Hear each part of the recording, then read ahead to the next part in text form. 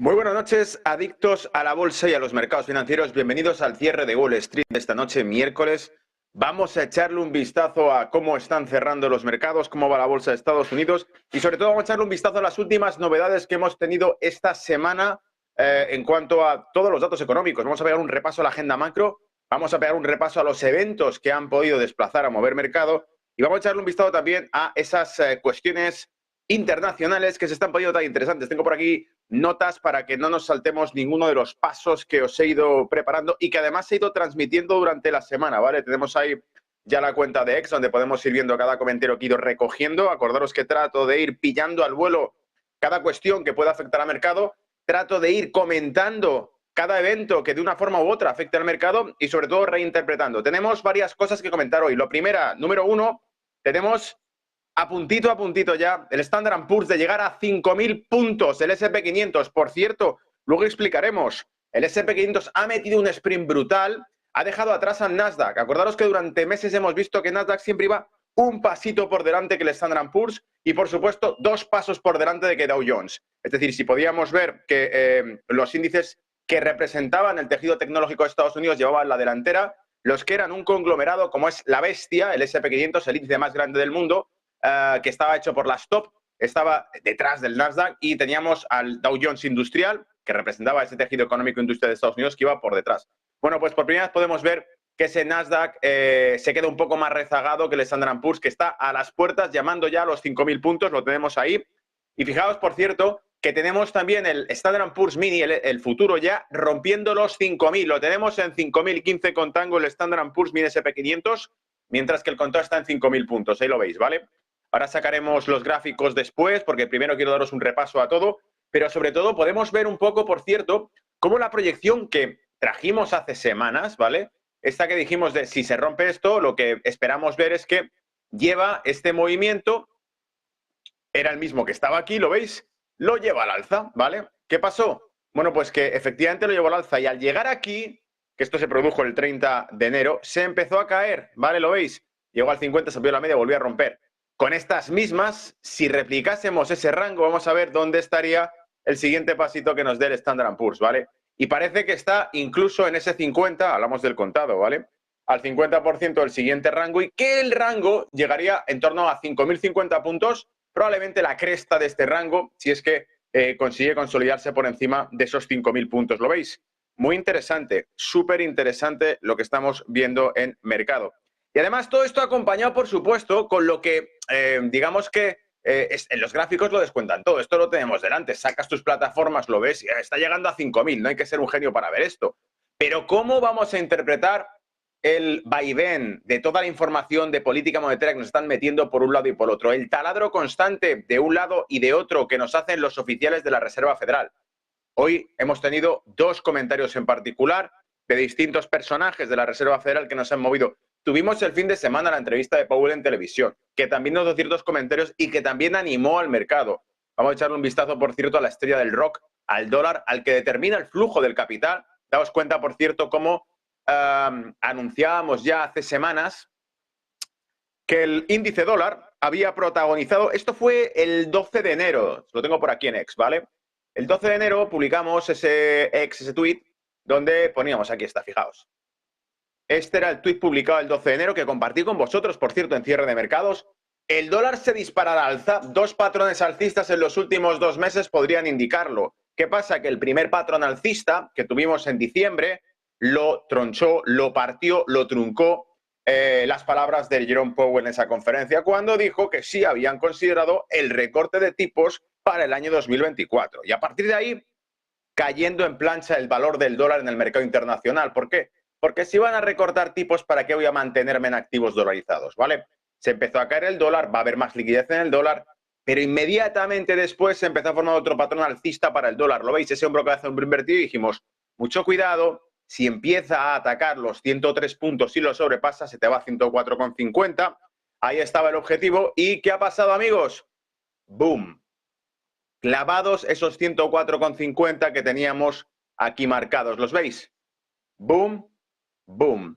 Espérate, vamos a ponerlo para que se vea más épico todavía, para que se vea exactamente igual que el gráfico que teníamos publicado en X. A ver, ahí estaba este, vamos a hacerlo ahí, un poquito aquí, algo como esto, ¿no? Boom, boom, ahí lo tienes, ¿vale? Nos salió perfecto, precioso. Además, no es que llegase a 104,50 y pasase de largo, es que justo cuando llegó a los niveles que le habíamos marcado, es justo cuando el dólar ha retrocedido, se ha enfriado, ¿vale? Ha habido alguna palabra que otra para animarlo un poco, que ahora analizaremos en política monetaria, pero justo al llegar a esos 104,50, dilató un poco más, 104 con, vamos a ver los máximos, nos hizo 104,60, 104,60 también aquí, y las últimas que nos ha dado eran 104,589, y se empieza a retrotraer, se empieza a dar la vuelta, a contraer precio y a llevarse una onda correctiva. Pero ya tiene la línea de apoyo de atrás, ¿vale? Muy interesante ese movimiento. Por supuesto, pasando esto, ¿qué ha ocurrido con el dólar? El euro dólar, amigos, si el índice dólar nos ha metido ese sprint, el euro dólar se empezó a romper. ¿Y os acordáis que en el último cierre de Wall Street dijimos esos 104,50 en índice dólar nos llevarían de forma natural a probablemente una corrección del euro dólar que llevaría en torno a 1,0750? Ahí la tenéis, ¿vale? Se cayó 1,0750, se alcanzó el objetivo y de nuevo retrocedió. ¿Lo veis? Ahora estamos en 1,0770 y algo. Esta mañana estaba en 60 y algo. Trata de retomar el pulso y de no seguir cayendo. Y como os dije, el viernes citábamos este objetivo, el 1,0750 como objetivo, pero decíamos, cuidado porque el objetivo real está aquí abajo. Es el 1,05, ¿vale? Que es realmente la línea de soporte largoplacista que tendría este eurodólar, si lo mirásemos bien, fíjate. Ahí es donde realmente vemos todos los apoyos que tiene este índice, ¿vale? Vamos a ponerlo con vela incluso mensual, para que lo veas clarito, cristalino. Ahí lo tienes, ¿vale? Si saco esto, si le pongo incluso la línea, para que no quede ninguna duda, vemos que toda esta zona es realmente la zona en la que tiene ese soporte, ¿vale? Y por lo tanto no habría conseguido consolidarse por encima de estos niveles, ¿lo veis? Llegando aquí, lo que le podría quedar es una, en el largo plazo me refiero, el moverse hacia ese otro punto. Es decir, incluso más allá del 1,05 y que baje por debajo de la paridad. ¿En qué contexto ocurriría esto? Yo te explico en qué contexto. En el contexto actual, en el contexto de que una Unión Europea sigue presentando datos macro malos, ¿vale? Y antes de que nos metamos con los eventos que han ido ocurriendo, Xi Jinping pidiendo un informe, el presidente del Partido Comunista Chino, el presidente de China, ha pedido un informe para esta misma semana antes del Año Nuevo Chino, que es precisamente sobre el estado de los mercados financieros. Se une a los rumores que os traje la semana pasada de 278.000 millones de ayuda fiscal que estarían planeando volcar el gobierno para reactivar la economía china. Se une a las palabras del Banco Popular de China anunciando nuevos recortes de tipos, soltar billetes en la economía china para que no se nos enfríe, porque el 2023 lo han ido sacando a duras, es decir, nos iban dando datos que incluso mostraban riesgos deflacionarios en China. Y obviamente, esto afectaba a las balanzas comerciales de Japón, de Corea. ¿Os acordáis que fuimos comentando esto? Que cómo realmente las exportaciones que tenía Japón y Corea iban disminuyendo a medida que China probablemente reducía la demanda de inputs para su industria por parte de las economías fronterizas, satélite que tenían, ¿vale?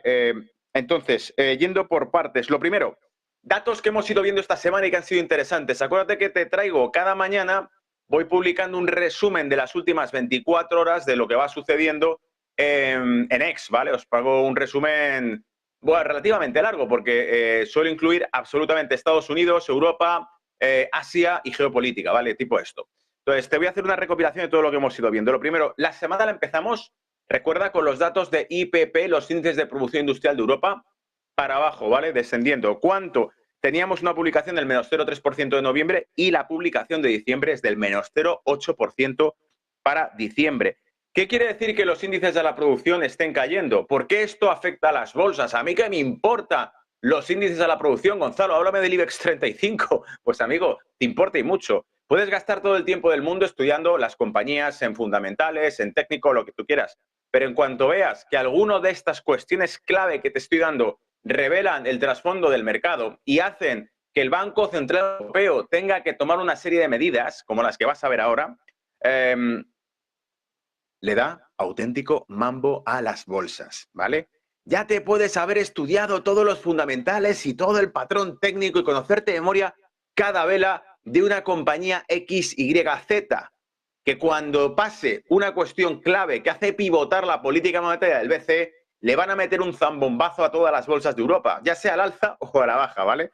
Entonces, ¿qué ocurre? Los IPP, los índices a la producción, son la antesala del IPC, es decir, son los precios que tienen, por decirlo así, las tripas de la economía, los precios que padecen los productores, aquellos que van a, están dentro del proceso productivo y que van a sacar al mercado una cuestión, un ítem en concreto, un artículo en concreto, un producto en concreto, un servicio en concreto. Si sus costes internos se reducen, se contraen, menos 0,3% en noviembre, menos 0,8% en diciembre. Evidentemente, la cadena de transmisión hace que probablemente los precios finales caigan. ¿Y qué ocurre? Que estamos hablando de que esto sería quizá una pista de que no solamente es que la inflación se esté desinflando, es que puede que nos estemos acercando a un proceso deflacionista. Y esto empezó en China. En 2023 hubo índices IPP que salían negativos. Y ya entonces se empezó a hablar de los riesgos deflacionistas de China. Después aparecieron en Estados Unidos. Hace 2 semanas los vimos que tenía también Reino Unido IPPs negativos. Alemania los ha presentado y ahora es la zona euro la que presenta IPPs negativos. Y pregunta del millón, adivinanza, ¿qué ocurre si realmente confirman que hay riesgos de deflación y de la inflación pasa de repente a estar por debajo ni siquiera de su objetivo del 2%, sino que empieza a caerse? ¿Qué ocurriría si los próximos meses vemos que la inflación no para de caer? ¿Cuál es la medida inmediata que van a tomar estos genios de la política monetaria? Darle a los billetes, darle a la máquina, soltar billetes para evitar el qué, una desaceleración. Te lo he dicho, lo repetimos en los programas anteriores. Caso A, hay inflación. ¿Qué ocurre? Pérdida de poder adquisitivo, empobrecimiento de la población. Caso B, hay deflación. ¿Qué ocurre? Destrucción de tejido económico, destrucción de empleo y cierre de negocios. No se vende, deflación, ¿vale? Ese es el problema que suele suceder, que la deflación destruye el tejido económico de la economía. Por eso tenemos que tenerla en cuenta. Alemania, por cierto, ¿te acuerdas cuando hablábamos del crudo? Vamos a ponerlo por aquí en pantalla. Y os dije, pista número 1, ¿por qué el crudo se cae? Vamos a quitar todos los garabatos que le hemos puesto al eurodólar, porque si no, cuando te saque el gráfico con otras perspectivas, me vuelvo loco de todo lo que le he pintado, ¿vale? Petróleo. El petróleo hemos estado con esto porque os encanta, sois adictos al petróleo, ¿vale? Sobre todo algunos en el chat. Lo primero que queréis ver es la energía, ¿no? Cómo está el mercado. Y con razón, porque además es súper interesante, el oro negro, ¿vale? Sé que Greta Thunberg, o como se llame la niña ecologista, no estaría de acuerdo con nosotros diciendo que el crudo es la clave de la economía, pero amigos, sigue siendo la clave de la economía. El 80 y pico % de la producción energética del año anterior, según el Instituto de Energía de Reino Unido, estaba producido por hidrocarburos, derivados de hidrocarburos. Así que, bueno, mientras siga siendo así, en Occidente sí te venderán el coche eléctrico, pero el resto del mundo y la industria funciona con combustible, ¿vale? Entonces, ¿qué ocurre? Hemos visto un vaivén continuo en el crudo. ¿Os acordáis que la teoría número 1 es que quizá, ¿vale? Teoría número 1, teoría más económica. Oye, ¿por qué no responde el crudo a la tensión de Oriente Medio? Fíjate que llegó a 83 y pico y le metió un revés. Vamos a bajar un poco, ¿vale? Para que se vea bien. Llegó a 83 y pico y le metió un revés, ¿vale?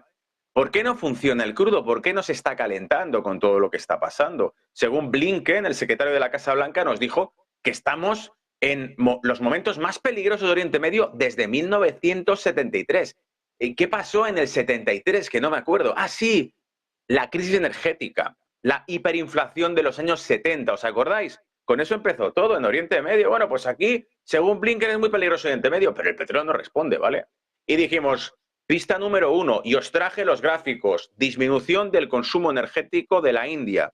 Año 2023, año 2022, consumieron menos en 2023 que en 2022. La India es uno de los mayores industrias del mundo. Por lo tanto, ¿puede ser que la demanda global esté cayendo?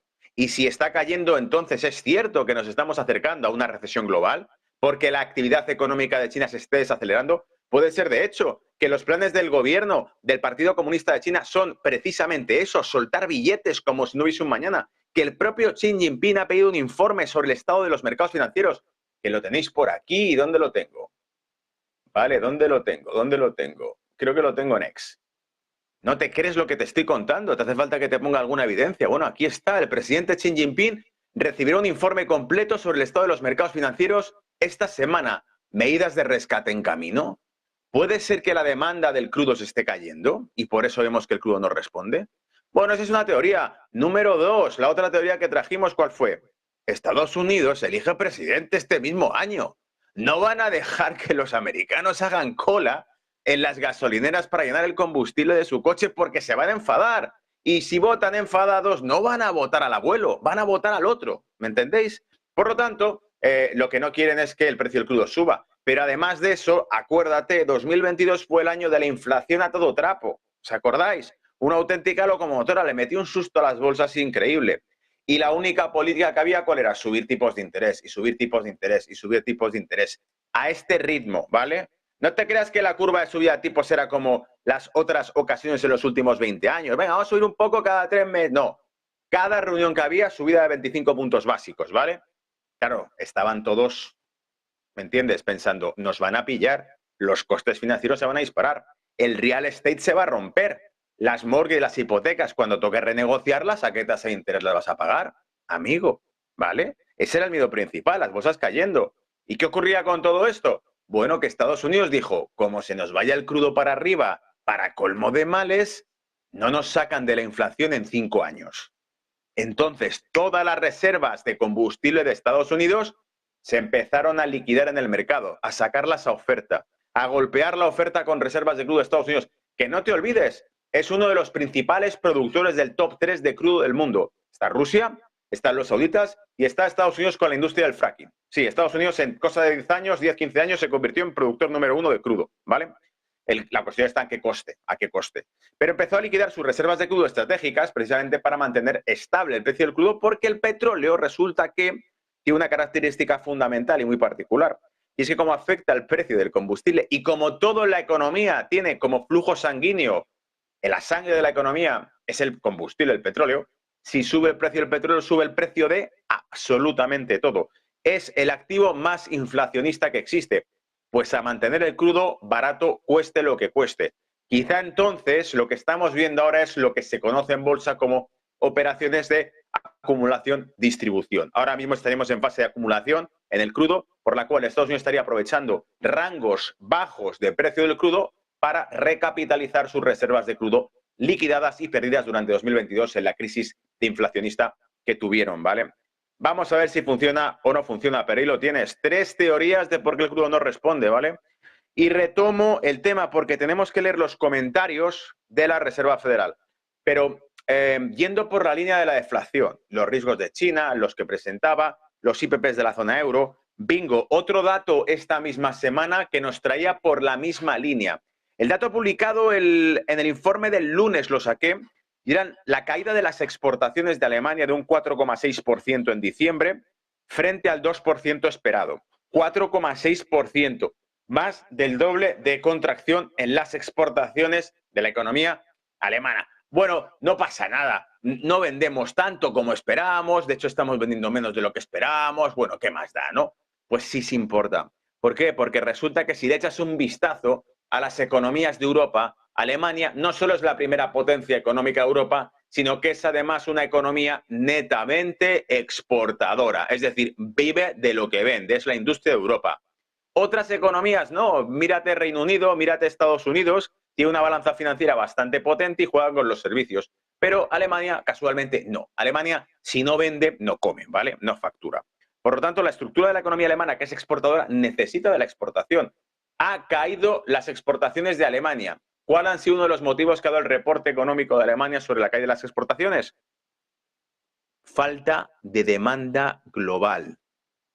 Falta de demanda global. Un momento, pero no habíamos dicho que quizá estaba cayendo la demanda global de petróleo y por eso no tiraba el precio del crudo.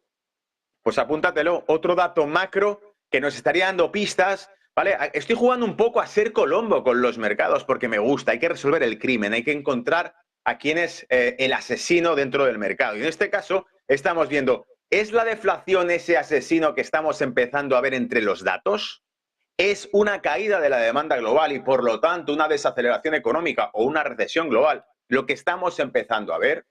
¿Son los datos económicos de Estados Unidos fiables? Porque te digo una cosa, tenemos China en lo que teme como una desaceleración. China está llena de parches en el sector inmobiliario para que no reviente y están parcheando todo el sistema financiero para que no reviente como ocurría en 2015-2016. ¿Te acuerdas de esto? Que parchearon todo el sistema financiero para evitar que saliese capital de China. porque se enfrentaba a una posible recesión que luego no pasó, con la salvedad de que en aquel momento, 2015 a 2016, no había una Evergrande, no había un balón enorme, una burbuja gigantesca dentro del real estate de China a punto de explotar.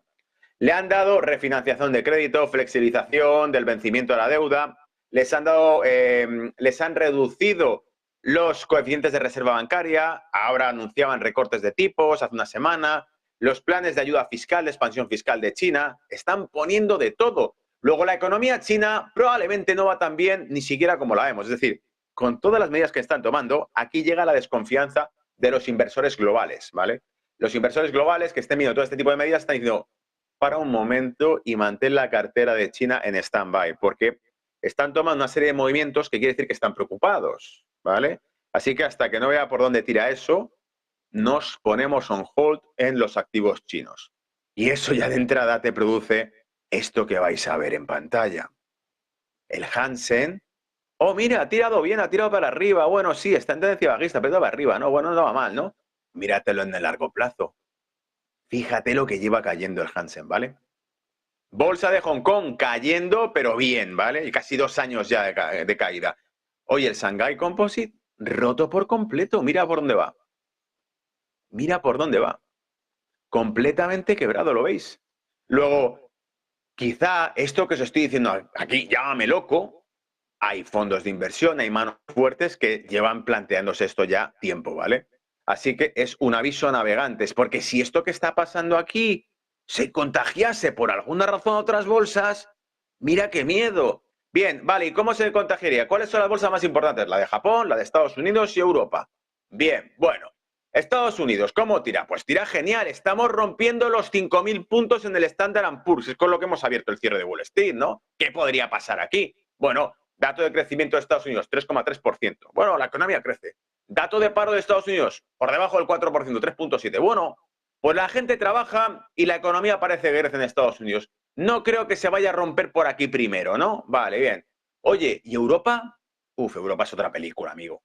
Amiguete, Europa es otra película. Europa tiene una tasa de crecimiento del año pasado del menos 0,1%. Europa presentó una tasa de crecimiento, Alemania, la primera economía de Europa, intertrimestral del menos 0,3%, ¿vale? Aquí lo tenemos. A ver, Unión Europea, el crecimiento cero ahora mismo, ¿vale? Si sacamos trimestralmente, mira, trimestralmente el último es de Alemania, menos 0,30%. Bueno, Francia igual va mejor. No, Francia va a cero también. Italia crece al 0,19. Bueno, bien. Pues Europa no parece que tire mucho, ¿no? Digo yo. Alemania, esta parece bastante rota. Menos 0,4, 0,1, 0, 0, menos 0,3. Bueno, esto claro. Por aquí se podría romper la economía, por aquí podría saltar la liebre, por aquí podríamos ver un crash. No, no creo, ¿no? Anda, pues resulta que el DAX está en máximos. O sea, me estás diciendo, Cañete, que tenemos a toda la economía europea rota, pero el DAX está en máximos. Y China está poniendo parches por lo que pueda pasar en el sector financiero. Uf, pues de los 3 bloques, de momento veo uno on fire, ¿vale? Que es el mercado europeo. Y que claro, tenemos al Banco Central Europeo que no le deja, Estados Unidos le ha dicho, tú te callas y hasta que yo no te diga nada, no haces nada. Vas a mandar lo primero, 50.000 millones a Ucrania. No, pero es que estamos en recesión. No, me da igual, 50.000 millones a Ucrania porque yo no puedo mandarlos. El Partido Republicano y el Congreso me han impedido mandar 100.000 millones a Ucrania, así que tienes que mandar tú 50.000, ¿vale? Porque mis socios están allí, BlackRock, este y el otro, y hay que meter pasta, hay que meter billetes. Ya, pero es que estamos en recesión. Bueno, pues no lo haces. Ya, pero es que uno de los países de la Unión Europea vota en contra. Hungría ha dicho que si estamos locos, que qué hacemos mandando dinero para allá. Bueno, pues entonces tú lo que vas a hacer es boicotear la economía húngara. Pero es que la economía húngara es parte de mi economía, es la Unión Europea. Pues la boicoteas. Oye, ¿me he vuelto loco? No, esto lo ha publicado el Financial Times. Os lo traje la semana pasada, ¿os acordáis? Cómo el Financial Times ponía que la Unión Europea podría llegar a boicotear, a sabotear la economía húngara si ésta no votaba a favor de los presupuestos de la Unión Europea. ¿Cómo te quedas, vale? ¿Cómo te quedas? O sea, el desastre parece que lo tienen garantizado. Pero bueno, ahí seguimos, ¿vale? Venga, vamos a echarle un vistazo a noticias que han ido sacando. Por cierto, ya que hablamos de Europa y ya que nos metemos en temas picantes, ¿vale? Tenéis aquí la gran noticia, hay que hacer un aplauso para los agricultores que se han manifestado y han conseguido poner contra las cuerdas a estos jefes, ¿vale? A estos burócratas. a la Unión Soviética Europea, porque han conseguido que su política Green Deal, no, su política de como hay un cambio climático, te voy a quitar la comida. Bueno, la comida, la energía, porque con la misma excusa, con el mismo pretexto del cambio climático, las políticas energéticas que han hecho ha sido minar los recursos energéticos de cada país, es decir, los de España. Desastre de las nucleares. Bien, ahora desastre de hidroeléctricas, vale. Desastre de... Oye, ¿y qué vamos a utilizar de energía? ¿Leña? No, vamos a ir a una transición ecológica de... Pero si te han volado las tuberías, si ya no tienes ni gas licuado. No, pero se lo compramos a Estados Unidos. ¿Y qué pasará cuando haya déficit energético? Tranquilo, abrimos una planta de carbón en Holanda, pero te has vuelto loco si contamina el triple que todo lo demás que teníamos. Bueno, así de racional es la política, ¿vale? Conclusión, tras las protestas de los agricultores, la Unión Europea retira el proyecto de suprimir el 50% de los pesticidas. Vamos a suprimir el 50% de los pesticidas. Total, los agricultores no vais a poder producir con la mitad de los pesticidas y vais a tener que comprar el producto del mercado europeo fuera, a otro país. Oye, ¿y ese que utiliza el 50% menos de pesticidas por el cambio climático? No, ese utiliza pesticidas que ni siquiera están autorizados aquí, pero lo vais a comer en la ensalada, ¿vale? Bueno, pues así es como va un poquito el panorama de Europa. Bienvenidos a Europa. Y por cierto, antes de que se nos olvide, os traje el rumor en el reporte que os publico semanalmente, ¿vale? El martes salía, en todas las redes se empezaba a hablar de Tucker Carlson en Rusia, quizá una entrevista con Putin, no se había confirmado. Ayer por la noche subió él un vídeo explicando lo que hacía en Rusia y que sí, estaban planeando una entrevista a Vladimir Putin. Pero lo mejor, lo que me ha parecido increíble, os invito a que escuchéis todo el discurso que dio Tucker Carlson, periodista estadounidense, despedido de Fox News, azote de las élites corruptas, ¿vale? Este tipo no ha tenido nunca pelos en la lengua. Más de uno pensaba, este tipo un día aparece ahogado en el Manzanares, ¿no? Pues ahí le tienes, ¿vale? Sigue hoy en Moscú. Bueno, pues este tipo ha dicho directamente, le cito, ¿vale? Porque merece la pena escuchar sus palabras. Dice, muchos de los ciudadanos de Estados Unidos no saben lo que está pasando en esta región con la guerra de Ucrania. Se refería a Moscú y a 600 millas de Ucrania. Dice, pero deberían saberlo porque la están pagando de su bolsillo. Es decir, los estadounidenses no saben lo que realmente está ocurriendo, deberían saberlo porque están financiando esta guerra.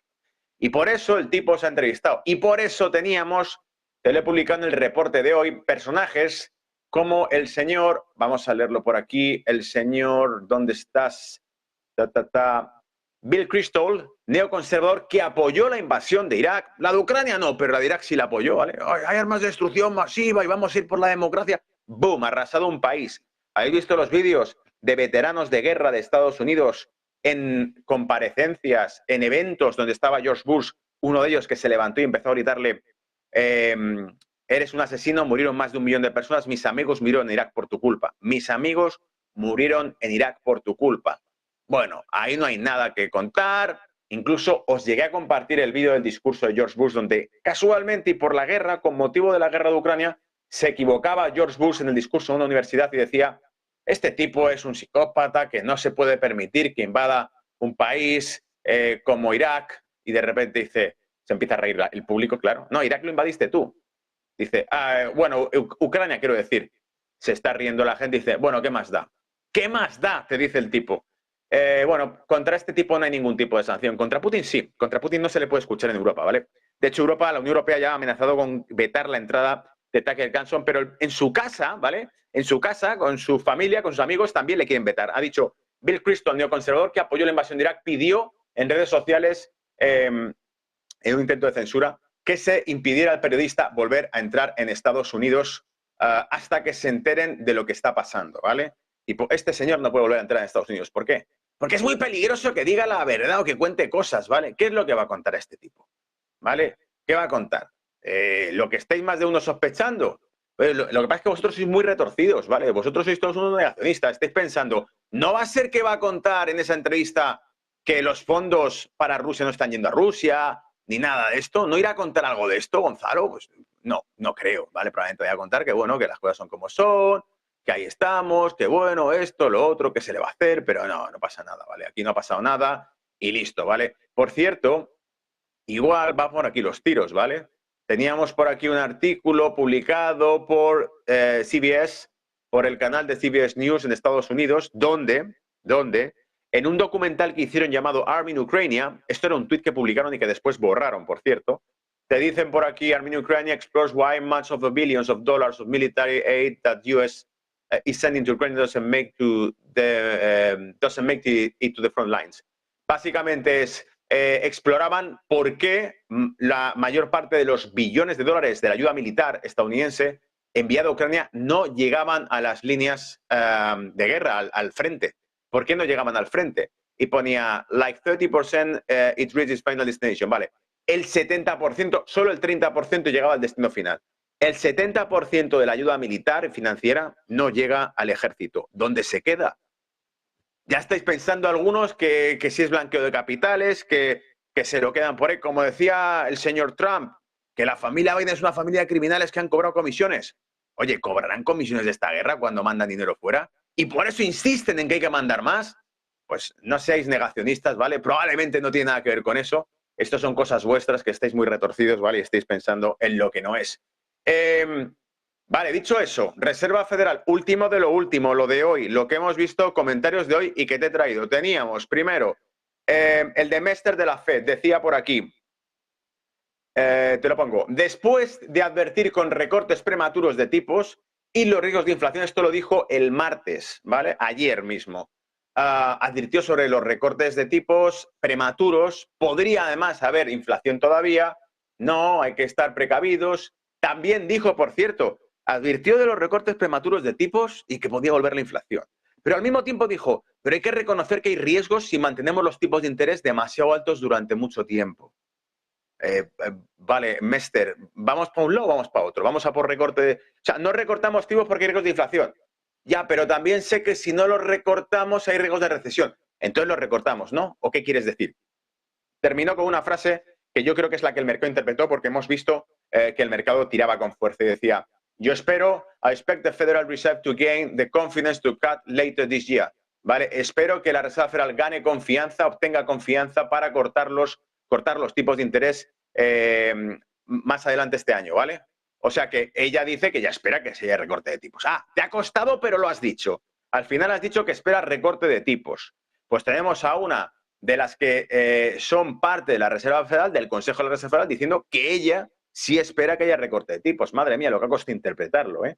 Aquí viene otra, Susan Collins, de la Fed de Boston, también ha hablado hoy. Mester ayer, esto era Susan Collins hoy. Y decía por aquí, necesitamos más datos antes de apoyar una bajada de tipos. ¿Qué te está diciendo? Que si depende de ella la votación, va a decir que no a la bajada de tipos, a menos que vea que hay datos que hacen necesaria esa bajada de tipos. Esto ya lo dijo Waller y las palabras de Waller influyeron más que las de Collins, porque hace 3 semanas, cuando Waller nos dijo que podía haber, que no veía urgencia para recortar tipos porque la economía estadounidense tiraba bien de momento, el mercado se cayó. ¿Os acordáis? Se cayó, ¿vale? Hoy Collins nos ha dicho esto. Vamos cerrando, ¿vale? Porque me enrollo y al final, último de lo último es esto. Fed de Boston también, Collins, de nuevo. ¿Es posible que en el futuro los tipos de interés sean más altos que los niveles anteriores a la pandemia? Nos está diciendo que nos acostumbremos a tipos de interés elevados. Vale, ruido, amigos, ruido. ¿Por qué? Porque al final del día lo que tenemos aquí es que el Standard & Poor's se acerca a los 5.000. Lo que tenemos aquí es que dentro de todo lo que estamos viendo, esta es la única bolsa que tiene algún fundamento detrás de la subida, ¿vale? La tenéis ahí. Porque si nos vamos a los datos de Europa, que ya hemos comentado, está en el largo plazo, podéis ver la envergadura de todo esto. Fijaros dónde está. Fijaros dónde está Europa, Alemania, ¿vale? Con los datos que hemos visto de Alemania, menos 0,3% de contracción, caída de las exportaciones, caída de los precios a la producción internos, deflación, riesgo deflacionario. ¿Dónde está yendo la bolsa alemana? ¿Quién está comprando bolsa alemana? Y por supuesto el IBEX 35 también en cresta de la ola, ¿lo veis? ¿Podría dilatar un poco más? Podría, pero amigos, mirad dónde lo tenemos, ¿vale? Mirad dónde lo tenemos. La cosa está bonita, ¿eh? O sea, mucho cuidado con el mercado europeo porque si se empieza a romper siguiendo al chino, nos metemos en un auténtico tinglado, ¿vale? Oro, calmado, si el dólar tira, el oro no va a subir más, esto lo hemos dicho más de una vez. Si la guerra de Israel no revienta y no ha reventado ya, Irán no se mata con Israel, esto no va a moverse y si el dólar se pone fuerte se mantendrá, ¿vale? Y Bitcoin haciéndolo genial, como siempre, tirando hasta las nubes. Este es el oro digital, lo ha demostrado ya, está tirando muy bien. está haciendo auténticas burradas. Y fijaros en el hombro, cabeza, hombro invertido que nos trae, ¿vale? Con objetivo alcista ahí, precioso, ¿vale? Y se está rompiendo, por cierto, se está activando justo ahora. Así que tenerlo mañana en la brújula pendiente para echarle un vistazo. Nos vemos en los siguientes reportes, amigos. Espero que os haya gustado el cierre de Wall Street de hoy y hasta la próxima. Cuidado con el mercado, ¿vale? Hasta luego.